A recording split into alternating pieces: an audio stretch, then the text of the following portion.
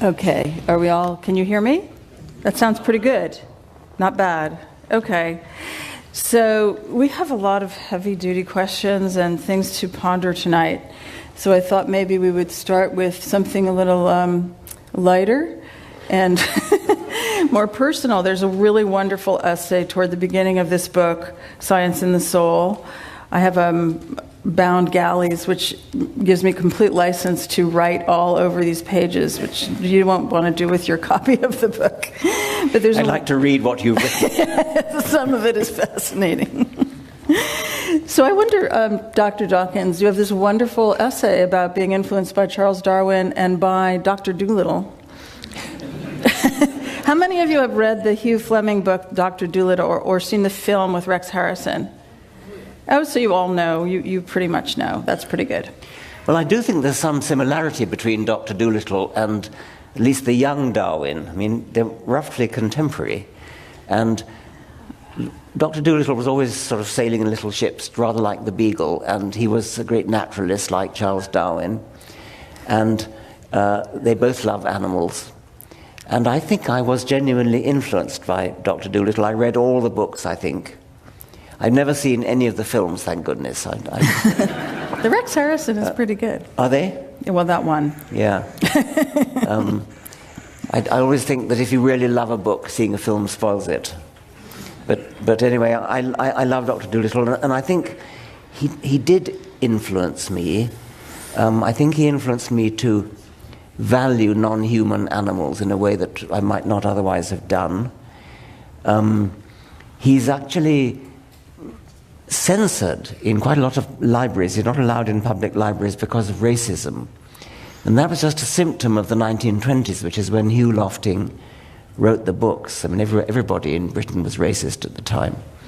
And, but in a very gentle kind of way. But I think that that Dr. Dolittle more than makes up for it by his anti-speciesism. Well, Dr. Dolittle, as you point out in the essay, he gets into fixes over and over again in which he is helped out of them by other animals who figure things out, what he needs, and sort of form webs of rescue for him. Yeah, so he can talk to non-human animals, and that's really the plot of all the stories. I mean, everything turns on this one trick that he has. It's rather like good science fiction, where you just alter one thing, and then everything else follows from that. Well, it struck me reading it. In the last couple of years, we've had quite a number of best-selling books, and some of them very good. For example, a book called Beyond Words by Carl Safina, who is a wonderful marine biologist. A book called The Soul of the Octopus by Cy Montgomery, who's a wonderful science writer. And they're focused on animal consciousness.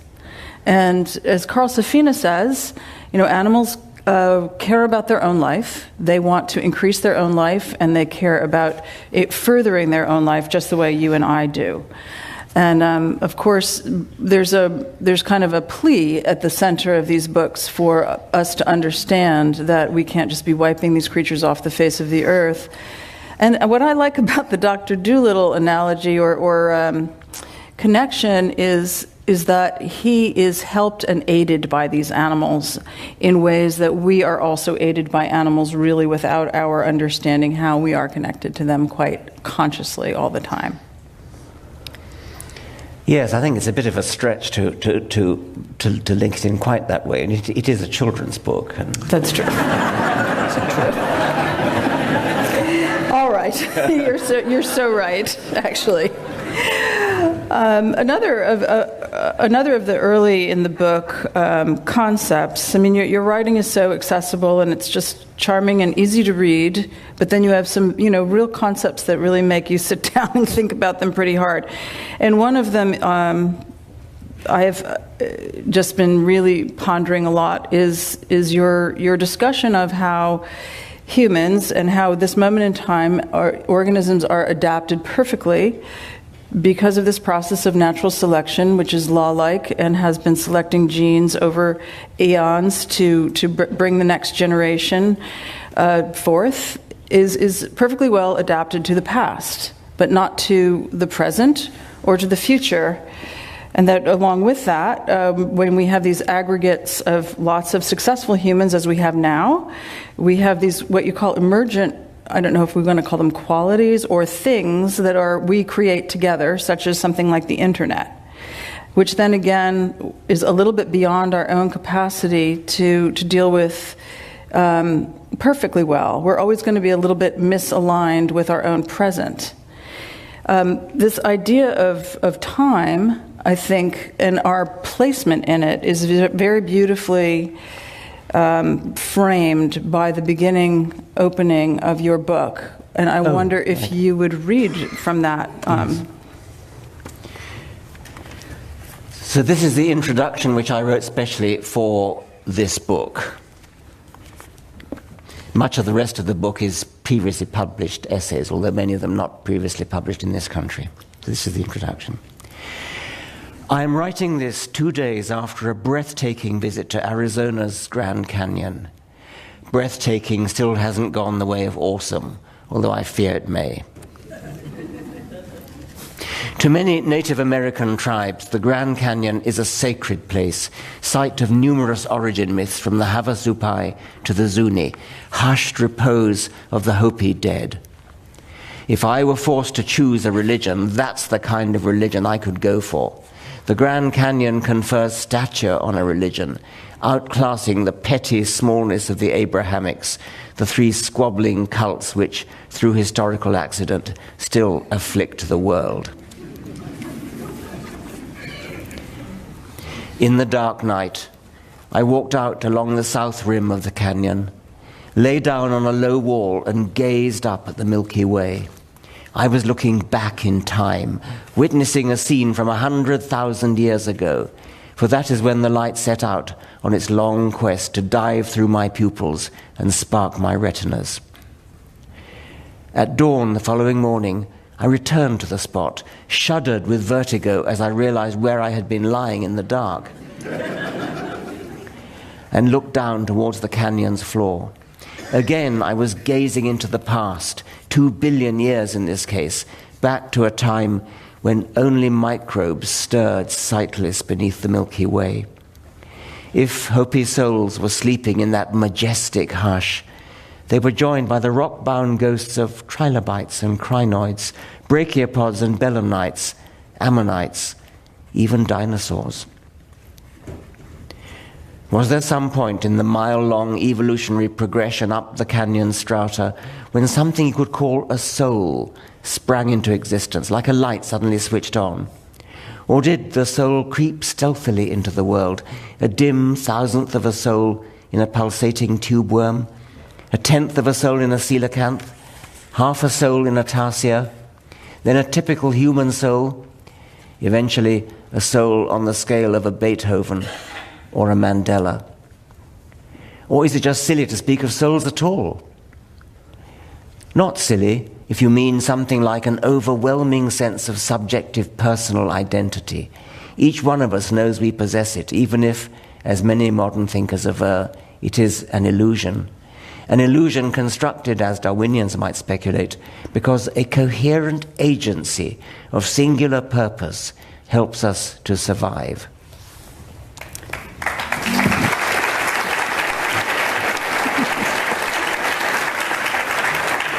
So I'll tell you what I wrote in my book upon reading those paragraphs. Is Richard Dawkins getting spiritual on us? Well, that's part of the point. I mean, it's kind of meant to be a little bit provocative to put the word soul in the title.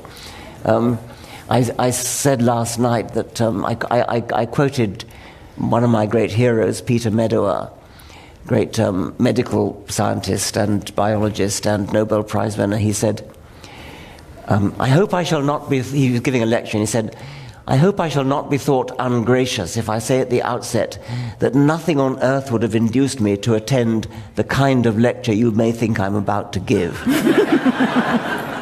And I then said, I hope I shall not be thought ungracious if I say at the outset that if you have come hoping from the word soul to witness some kind of conversion, you're going to be disappointed. there are two meanings of the word soul, and somewhere in the book I quote two dictionary definitions from the Oxford Dictionary. One of which is the immortal soul, the religious soul, the supernatural soul, the one that survives your death. And that's not what I'm talking about. And the other is the sort of spiritual, aesthetic, emotional response to science, to the universe, to life, to deep time, deep space, that kind of thing. That's the sense of soul in which I use it in the title. I wonder if you could elaborate a little on this emergent concept. Yes, well, you were saying earlier about how, it's a very interesting point you were making, about how we are adapted to the past. All animals are adapted to the past. The genes that made us are genes that have survived through countless generations. You look back on your ancestors, and every single one of your ancestors, not a single one of your ancestors died before achieving at least one heterosexual copulation. It's obvious, but it's very significant, because very, very many of their contemporaries died died young, died without having succeeded in reproducing. So we contain the genes that helped our ancestors to survive in the past. I've got a phrase which appears in the book and several others of my books, the genetic book of the dead. The genetic book of the dead is the genes in a modern animal which, in a sense, describe the past. The genes in an animal can be thought of as a kind of digital description of the worlds in which the ancestors of the past survived. Not the present and not the future. And as Mary Ellen has just pointed out, emergent properties mean that the future is going to be different. And in the case of human emergent properties, very, very different, because we are changing our environment at breakneck pace, much, much faster, I suppose, than any other animal has ever done. In a way, it's amazing that we do thrive so well in an environment which is radically different from the environment in which our genes survived in the past. We wear clothes. We live in huge cities. We get around in fast cars and fast planes and things like that. We do suffer from psychological problems, probably because the world in which we live now is so different from the one in which our biology was naturally selected. And this all comes under the heading of emergent properties.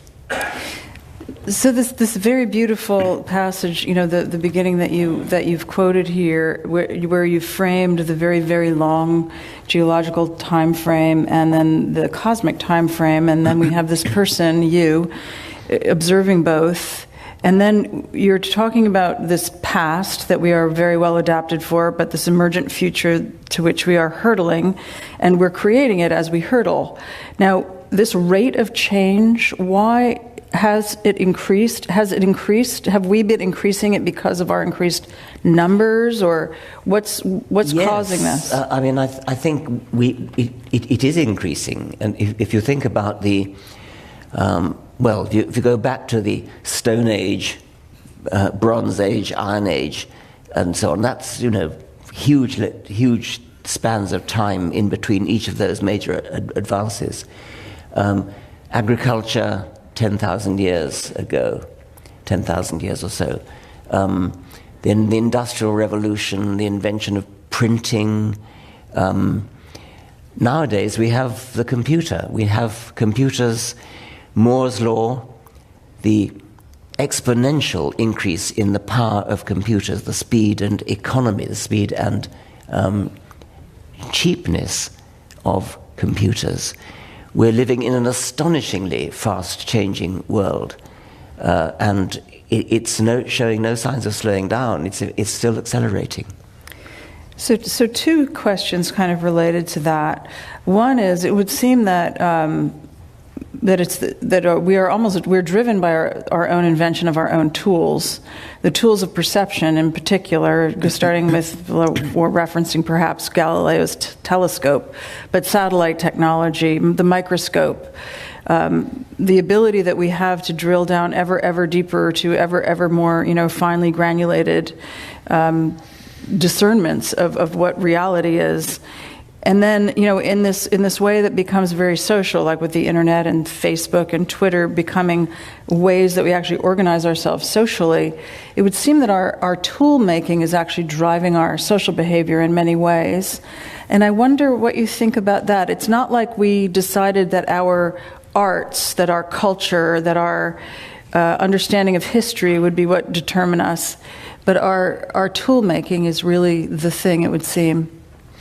Yes, and I think there's a kind of it's rather like what biologists call co-evolution.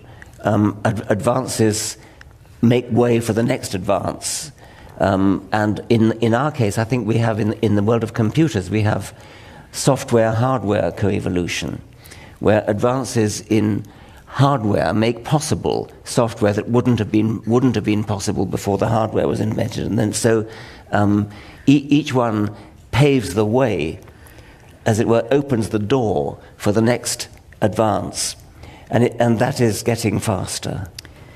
I have to say, it would seem that one thing we're sort of dispensing with kind of willy-nilly as we go is biology, the biological reality of other species.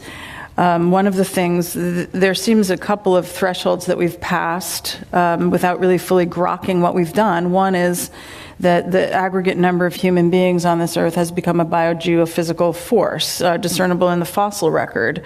The American Society for Geophysicists, or is the American, I never get it right, but they want to now call our epoch the Anthropocene to reflect this profound impact of humans on life on Earth. Now, one of the things that we're doing is we're reducing biodiversity of other species. The way that some scientists put it is we're using up too much photosynthesis, so we're actually depriving other species of photosynthesis. But mostly it's really that we're taking away their habitat because we're putting so many more human bodies on the Earth that we're converting their habitat to human buildings for people to live in and agriculture to feed people. But we're doing something very scary to me, very dangerous and kind of tragic, which is reducing diversity itself.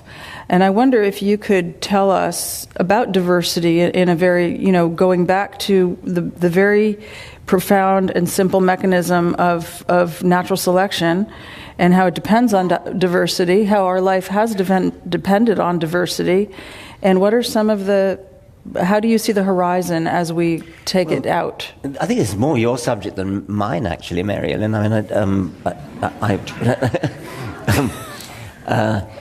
I mourn, as you do, the loss of diversity, and I mourn the extinction of species. If only at an aesthetic level. I think it's there have been mass extinctions before, and sometimes people say, oh, well, the mass extinction, the so-called sixth extinction that humans are now causing, it's no worse than the previous ones, no worse than the one that wiped out the dinosaurs and things. Well, maybe not, but it's tragic. And I respond to it in an emotional, aesthetic way. I mourn the loss of Thylacinus. I mourn the loss of the dodo, the passenger pigeon. But what you're talking about is something bigger than that, which is the catastrophic loss of species. And ecologists tell us that this is more than just the loss. They actually species are actually necessary for the continuation of the balance of the ecosystem. I think it intersects pretty strongly with your expertise because, you were talking about the genes that are this genetic book of life.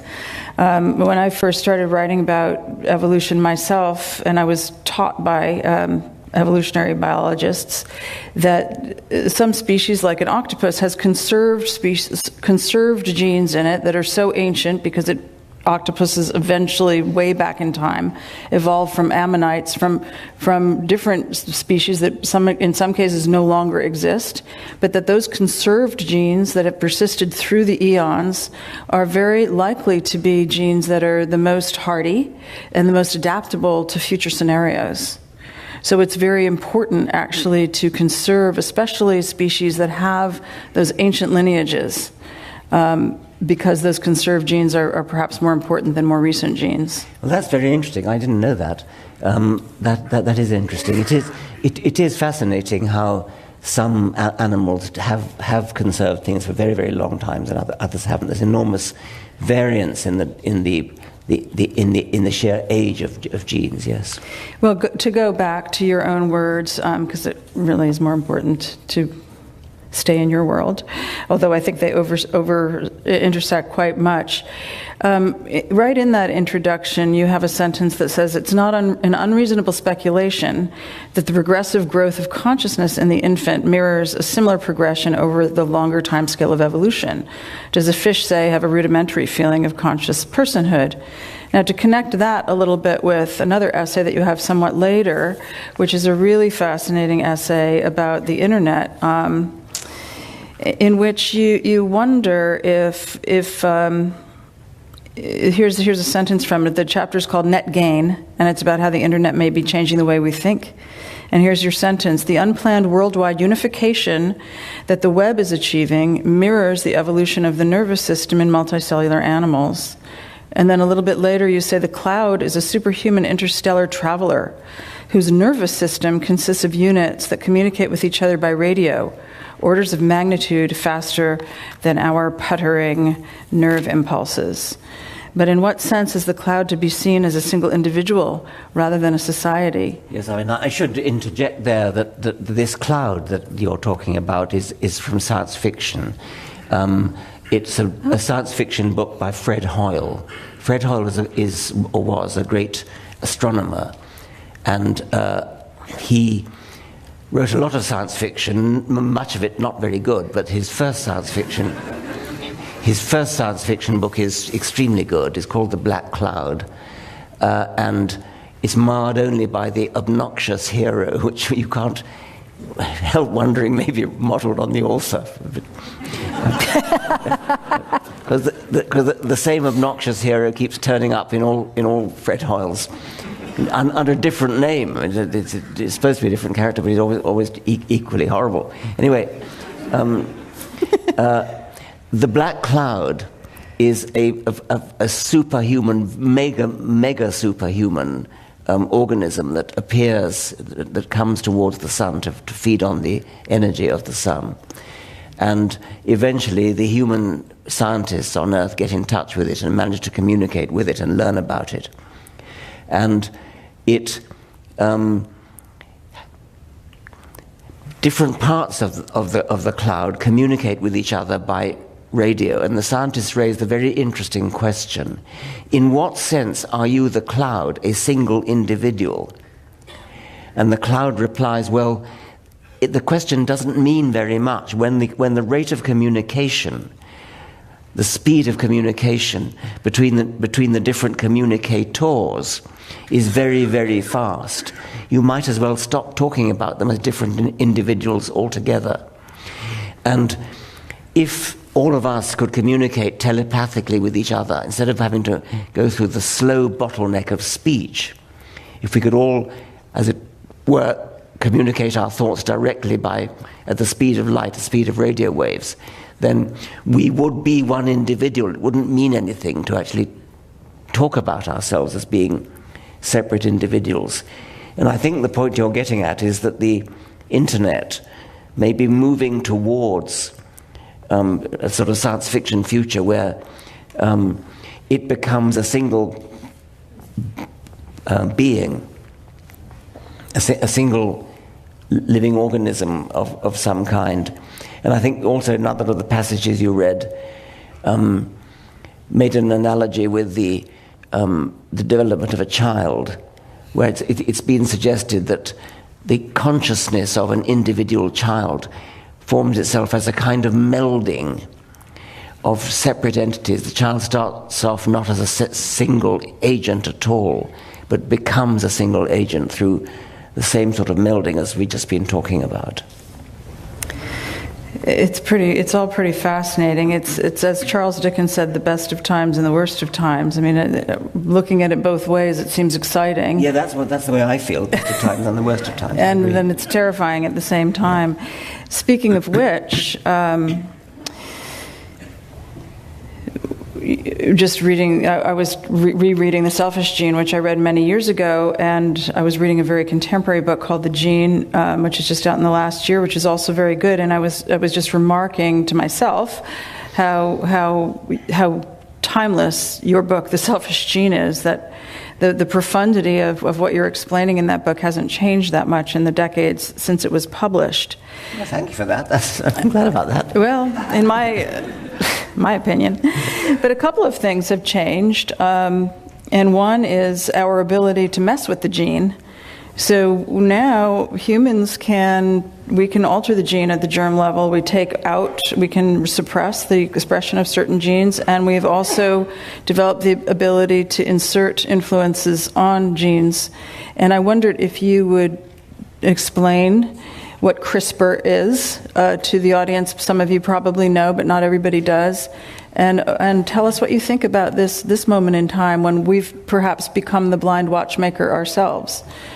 Yes, as it happens, I read coming on the plane coming over from England a very interesting book on CRISPR by Jennifer Doudna, who lives in these parts. She's a professor at Berkeley.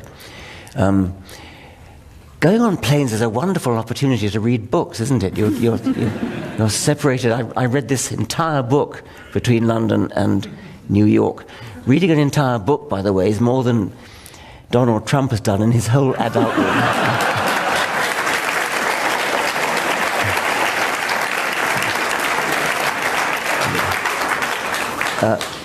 Genetic manipulation, the actual changing of genes, is something that has been possible to do only relatively recently. And one of the main ways of doing it has been to transplant genes from one organism into another one. And you've probably heard about cats that glow blue because they've had jellyfish genes put them in them and things like that. CRISPR is a new technique which Jennifer Doudna was one of the main pioneers of, and it's a wonderful book. I do recommend it. It's called Crack in Creation, and it's kind of semi-autobiographical about her career, but it explains all about the technique of CRISPR and the misgivings that she has about its possible misuse and the power that it might have. It is a very, very powerful, fast technique for changing, for actually programming genes in organisms, any organism you like. It comes from bacteria. Bacteria have their own immune system against viruses. Bacteria are very, very heavily afflicted by viruses called, what are they called? Phages, that's right. Bacteriophages. The technique that bacteria use in order to recognize viruses, in order to kill them, is a technique that humans can now exploit in order to edit genes of any organism you like. So it's an immensely powerful new technique, and it's giving rise to great possibilities and also great misgivings. Whereas in the past, until for several, well, actually thousands of years, we have controlled evolution by manipulating the selection part of the Darwinian equation, the non-random survival, the non-random reproduction. We've controlled that to produce dogs that are wolves that have been changed into Pekinese and poodles and bulldogs, and corn cobs changing from that size in the wild to huge, great things. Cabbages, things like kale, kohlrabi, cauliflower, broccoli, all these things are modified versions of the wild cabbage, Brassica oleracea. That's been going on for hundreds of years, but now we can actually change the mutation part of the Darwinian equation, not only the selection part. And this is much faster, much more powerful, potentially very dangerous, and people are worried about it. So, yeah, I mean, recommend the book, very good. This might sound like it might be an oversimple question, but let's say someone messes with a gene in humans and creates some kind of human that is dangerous and from science fiction. What would happen after that? Is it possible that something could be released that could never be? Well, I suppose it is. I mean, the sort of ethical discussion partly centers on the distinction. I do croak a bit because I had a stroke a year and a half ago, and it's the one thing that's still there is my croaking voice. The distinction between negative and positive manipulation, it's already being used quite successfully and with rather little objection, I think, for removing genetic disorders, things like haemophilia, Huntington's disease, Duchenne muscular dystrophy, things like that. There are some people who even object on ethical grounds to doing that, messing with nature, meddling with nature, playing God. Much more people object to positive manipulation, trying to change the genes of a human so that they become better at music, say, or mathematics, or high jump, or running, or something like that. A lot of people have objections to that. I think partly because it sort of smells a bit of Hitler, trying to make sort of blonde, blue-eyed Aryans, what he called Aryans. I think that you do need to make an important distinction between draconian, dictatorial, government-imposed genetic changing, like Hitler was doing, and voluntary. You can still object to people, the idea of people in the future going to a doctor and saying, "Doctor, I want my child to be a brilliant musician. Please give her the right genes," which may be possible. It's not possible yet. It would seem inevitable that we will do it. I mean, people... Yes, I mean, and there are people who do object to that. Many people object to that, actually. And I can kind of see why. Although, if you sort of think a little bit laterally, we don't worry too much about parents who are ambitious to make their child into a brilliant musician and force the child to sit down at the piano for 3 hours a day and work at it. Is that really all that much different than putting a Bach gene into a child? I think I'd rather have the gene rather than to work at it. But still, people are worried about that, and sort of nightmare visions of regiments of Saddam Hussein sort of marching all with the same genes, sort of Brave New World, Aldous Huxley kind of world. As you said, Marielle, in the best of times and the worst of times, the future can look pretty scary sometimes. Well, we have some really fantastic questions from this incredibly literate audience, and I'll, since we're kind of on a technical topic, I will read this one. There have been many recent advances in abiogenesis, both in the area of potential RNA components and metabolism. What are your views in this area? Abiogenesis, we're talking here about the beginnings of life, the creation of life from non-life, which has to have happened at least once. It has to have happened at the origin of life. It may have happened more than once. And it's one of the big mysteries that faces biology. We don't know how it happened. It happened about 4 billion years ago. And there have been various theories of how it might have happened.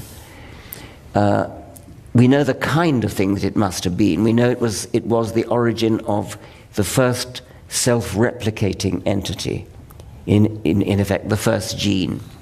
Once you've got the first gene, it needn't have been DNA, almost certainly wasn't DNA.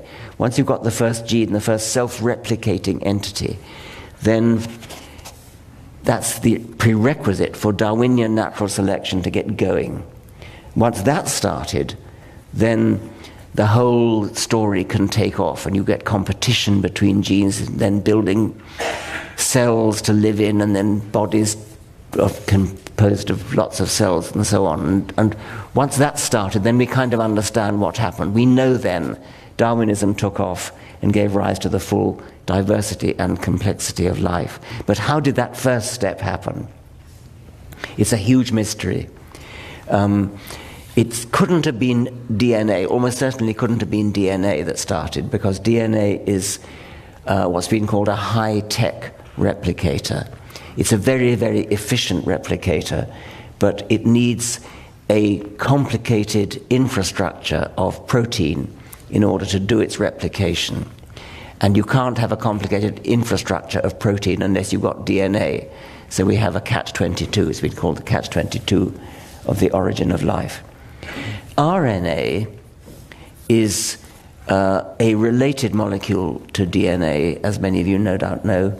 And RNA has a kind of weakened replication property. It is a replicator. It's not as good a replicator as DNA.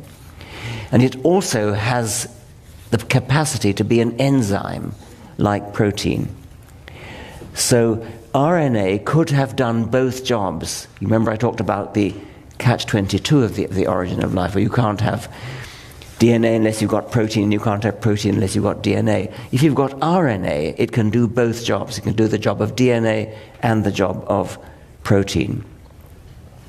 So the sort of current most fashionable theory of abiogenesis at the moment is that it was RNA that first started things off. And then the replication function was taken over by DNA, and the enzyme function was taken over by protein. I'm going to aggregate a few questions that have to do with machine learning and artificial intelligence. One is, how do humans adapt to the coevolution of machines and their inevitable evolution to learn? Is there a point that we must unplug? I guess that's kind of a question about worrying, as another one of the questions does about artificial intelligence. That there's another question references Elon Musk's anxieties about a possible threat from artificial intelligence. Yes. Elon Musk is worried about it, and you must listen to Elon Musk. I mean, Elon Musk is a genius, and there's no doubt about it. So is Stephen Hawking, and he worries about it as well. I suppose, as a philosophical naturalist, I'm committed to the view that there's nothing in the brain, nothing in our bodies, nothing in our brains that isn't physics. I'm committed, so therefore, to the view that anything that our brains can do potentially can be simulated, can be done also by machines. So I think it is definitely possible that machines will do everything we can do, and likely that they'll do it better. So it may not happen for a long time, but in principle it's possible. And various people, including Elon Musk, are worried about it. Some people are worried about our not being necessary anymore. All our jobs are going to be taken over by robots, and maybe we'll be dispensed with altogether if they get to the point where they can make their own children make new robots, and they won't even need us at all. And so we go extinct, and our creations take over. Maybe they'll do a better job than we do. I don't know why we would be so particularly worried about that, really. Well, I'd be worried in exactly the same way as I'm worried about losing the rhinoceros and the elephant. And it's an aesthetic thing for me. I think I would be sorry if Shakespeare and Mozart and Schubert and Michelangelo were forgotten and nobody knew about them. But of course, there's no reason why the robots shouldn't not only know about Shakespeare, but actually appreciate him. Of Because remember, we're talking about robots that can do everything that humans can do. Fall in love, be wowed by great poetry and great music, and maybe write better poetry and better music. You never know. So, best of times, worst of times, yet again. It's scary, terrifying, but at the same time exhilarating. Well, we've got a number of different questions here about religion, so I'll try to aggregate them a little bit.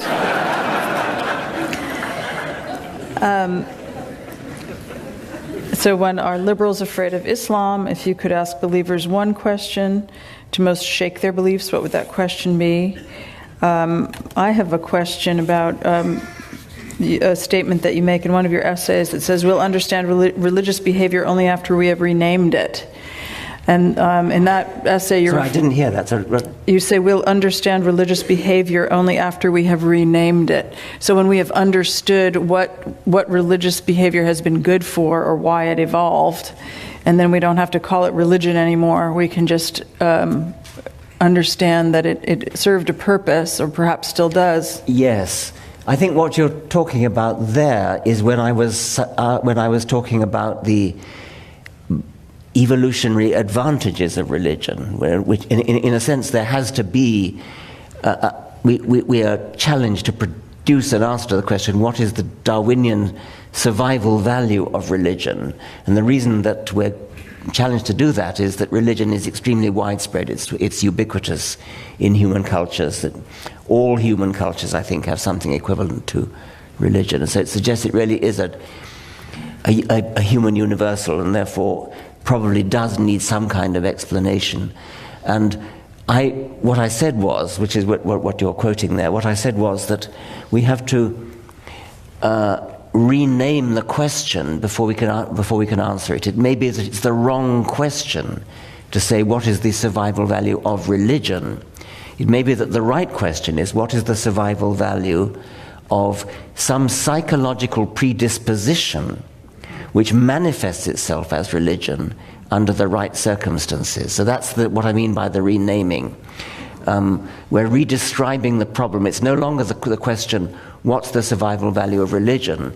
It's what's the survival value of a psychological predisposition, which might be things like a tendency to obey authority, a tendency to believe what your elders and betters tell you, a tendency to be scared of dying, something, let's say, a combination of psychological predispositions which manifest themselves as religion, rather than ask the question, what's the survival value of religion? I think that's what I was meaning there. But what was the question that the card said before you, because I didn't really hear that. Here's one. There's a couple of them. Humans are getting rid of religion and replacing it with New Age woo rather than skepticism. How do we get rid of this dangerous emerging trend? Another person wondering what your thoughts on the future of religion and governments are in the age of artificial intelligence and never-dying superhumans. And I think if you were going to puncture someone, a believer's belief, how would you do it? What would be your main way to do that? Right, okay. Well, to take the last one first, puncture. Read the Bible.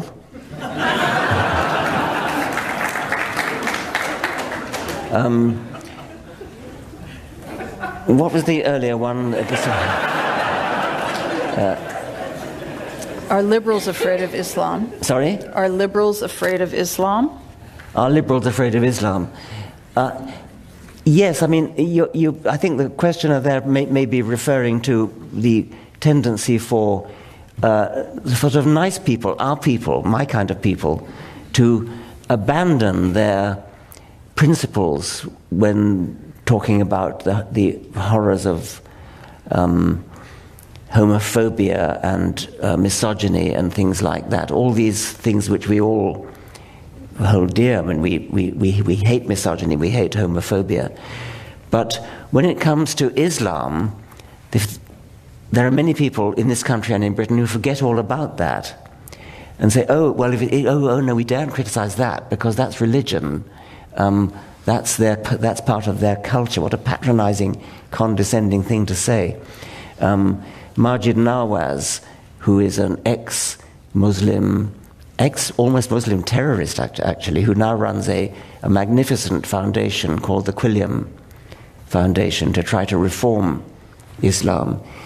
He coined the phrase regressive left for this tendency to, as it were, give Islam a free pass when you talk about your principles about feminism and about homophobia and things like that. I think that this regressive left tendency in liberals stems partly from a terror of being thought racist, because they mistakenly think that Islam is a race, which of course it isn't. Well, you laugh, but it's very, very widespread. If you can convert into it or apostatize out of it, it's not a race. So I think that's part of it. I think also it's a laudable tendency to identify with victims of oppression, and we all do that, or at least I hope we do. But I think that they have identified the wrong victims. They think that Muslims are victims of oppression from the West. Actually, Muslims are the victims of oppression from Islam, especially Muslim women, Muslim gays, ex-Muslims, apostates. That's the real victimization. That's the real problem. And so I think we need to Majid Nawaz is trying to reform Islam from within, and that's a very good thing to try to do. Ayaan Hirsi Ali is trying to do the same thing. We in the liberal community in the West need to reform our view of who is the victim here and who is doing the victimizing. So we do have a big problem with this idea of trying to reform religions that are oppressive to people's human rights. And yet saying that we should reform them is only talking to people who already agree that we should not be oppressing other people's human rights. What do we need to replace religion with some other kind of code of behavior? What could be effective in changing the way that people aggregate their communities around values? I mean, people that will criticize your position on religion say you're not getting the whole thing about religion because science does not explain everything, and there are beliefs that people have that are spontaneous and continuous over generations through history, through literature, through art, through music. Many of the finest expressions of human creativity have been what we would call religious. So we can't just get rid of religion. Well, no, there's a lot there, and I mean, there's you say science can't explain everything. Science can explain everything about the real world.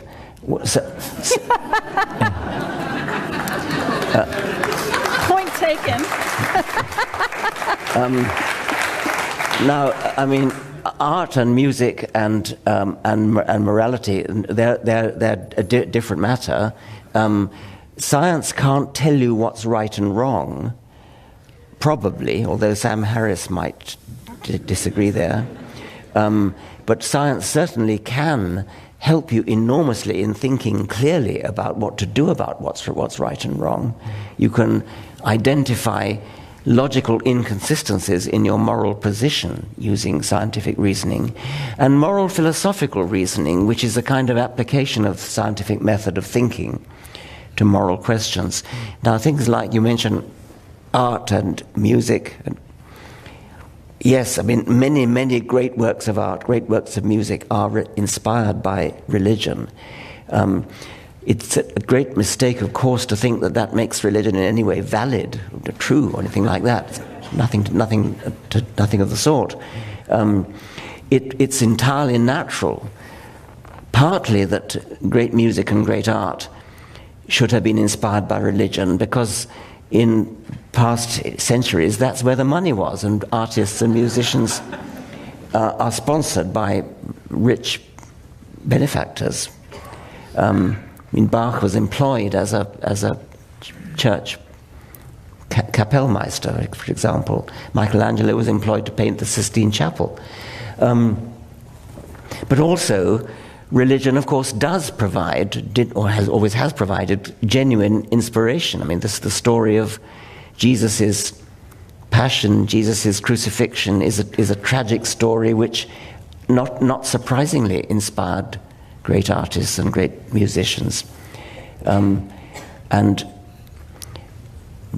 we shall never know what might have, if science, if say Haydn had written his evolution oratorio instead of his creation oratorio, or Beethoven's Mesozoic symphony,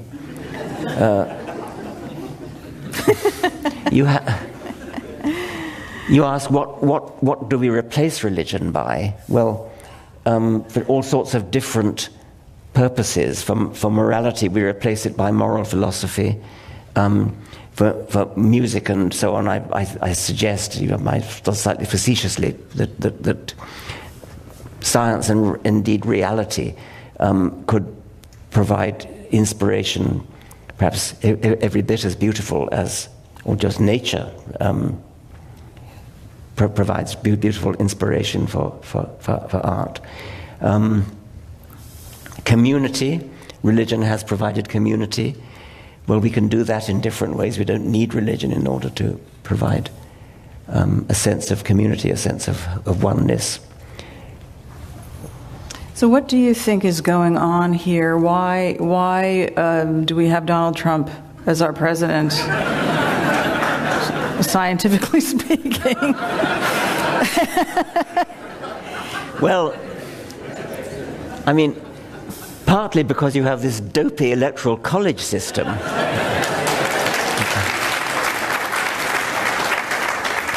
Which, by the way, is not quite so difficult to get rid of as people often think. On paper, it's very, very difficult to get rid of, because you need a two-thirds majority in both houses of Congress, I think, and then it needs to be ratified by a substantial number of state legislatures. So just simply to abolish the electoral college at one stroke is a very difficult thing to do. But the Constitution does allow each state to change the way it chooses its delegates to the electoral college. Now, Maine and Nebraska, as you know, do it in a pro rata way, but they're very small, and so it doesn't make much difference. If California were to suddenly do what Nebraska and Maine do, it would be a disaster, because, so you can't do that. What you can do, what you could do, is for individual states in their own way decide that they will follow the Constitution and send all their electoral college delegates one way or the other. But California, for example, could decide that all its electoral college delegates will vote in the electoral college the way the entire country votes. So they would look at the popular vote in the entire country and say, right, they're all going to vote that way. And that can be done on a state-by-state basis. It wouldn't be a drastic, sudden change in the way that suddenly going over to the Nebraska-Maine system would be. You don't have to wait until a substantial number of states agree to do it, which is there is this movement afoot, as you may know, waiting for a certain number of states to agree to do it. I don't think you need wait for that, because individual states can do it, and it won't make much difference to begin with, but it would get rid of the anomaly that you have at present. I think the Electoral College, when it first started, was probably rather a good idea. And if you could have a true Electoral College, where instead of the Electoral College members being pledged to vote for particular candidates. That's when the rot set in. If the Electoral College was a group of people elected to go to Washington, sit down together, and deliberate on who would make the best president, rather like we do when we choose a new professor or a new chancellor of a university or something. Take up references, read their books, read their... Since we do have Donald Trump as our president. Interview them. So that's the Electoral College. Why have we got Donald Trump? Well, I recommend Michael Moore's analysis. Have some of you seen his I mean, he was one of the few people who got the prediction right.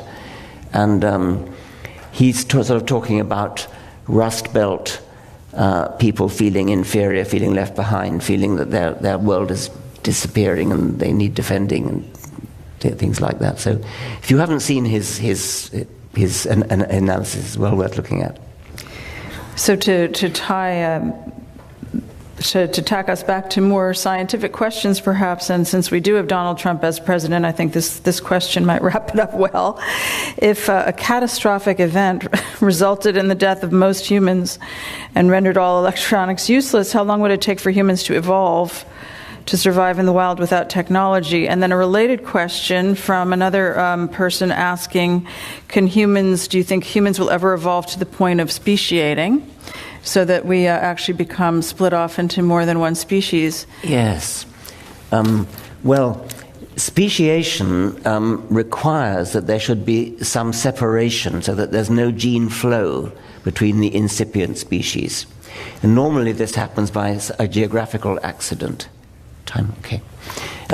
Normally this happens through a geographical accident where a population gets split. Perhaps part of the population finds itself on an island, and so there is no gene flow between them. And so they are free to evolve in different directions. And that's not going to happen on this planet now. Isn't the opposite kind of happening, where we are becoming so much of flowing into each other that we're actually... Yeah, exactly. So the only chance for humans to speciate would probably be if a colony was set up on Mars or something where and there was a little gene flow between them.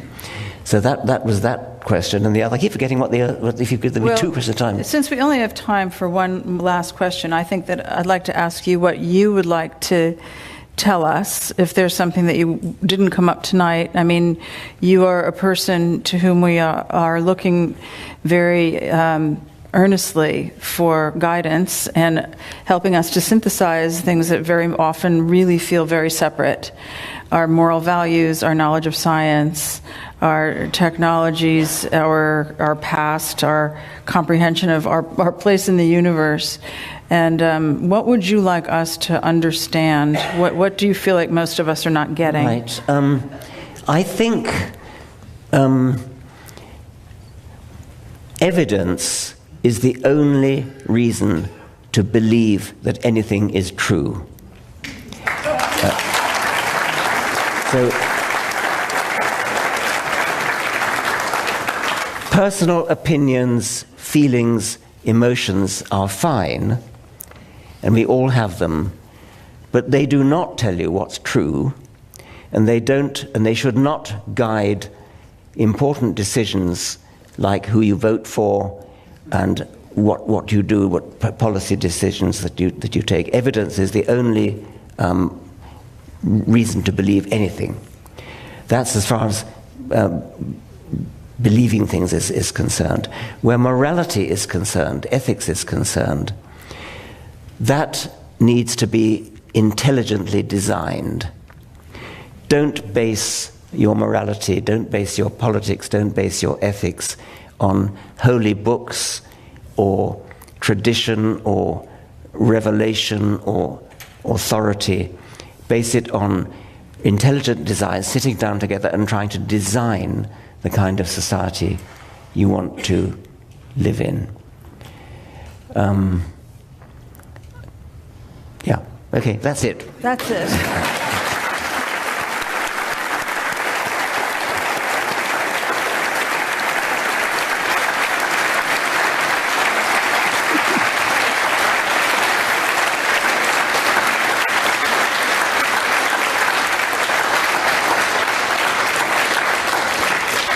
So I hope you have enjoyed this evening's program brought to you by the Commonwealth Club of Silicon Valley. We would like to thank Richard Dawkins, author of Science in the Soul, Selected Writings of a Passionate Rationalist, our audience here in Santa Clara, and those of you joining us on the radio and the web. And now this meeting of the Commonwealth Club is adjourned. Isn't